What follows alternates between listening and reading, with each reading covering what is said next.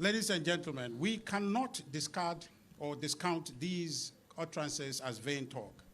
This individual you just heard is coherent. It clearly appears that he knows what he's saying and understands what he's saying and knows what outcome he's expecting. It is dangerous, to put it mildly.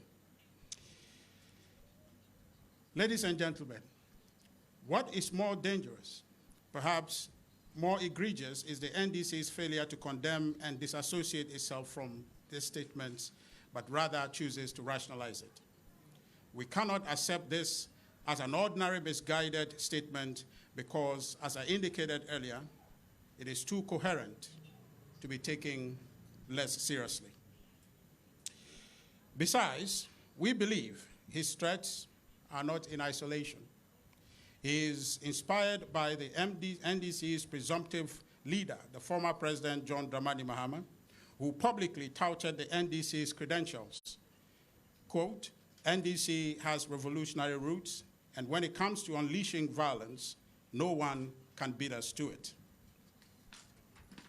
Indeed, former President John Dramani Mahama and the NDC demonstrated this through their actions after the loss of the 2020 presidential elections.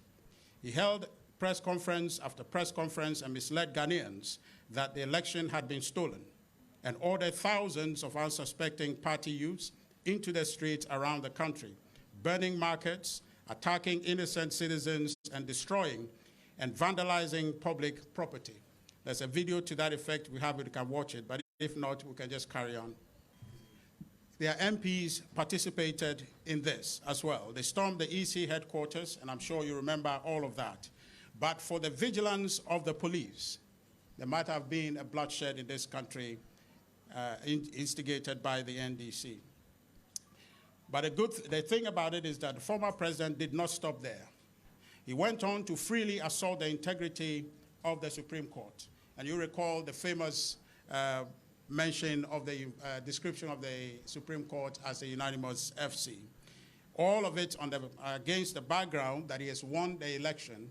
But what we know now, ladies and gentlemen, we have been told by the NDC chairman, then the General Secretary, Mr. Asedu Nketia, that the NDC knew all this time that the former President John Dramani Mahama had lost the election and that the NDC had lost the election. They knew this all along, but they wanted King Solomon to cut the baby into two. Remember the Muntie Three. When they were jailed, we're all in this country, the NDC ministers lined up and signed a petition for the former president to pardon them.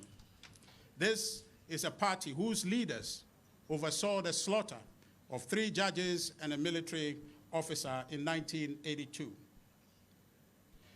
Ladies and gentlemen, we believe this about the NDC, that the statement that the youth organizer made is not in isolation, or did he misspoke? He is clear-eyed about what he was saying. His remarks reflect the culture and ethos of the NDC.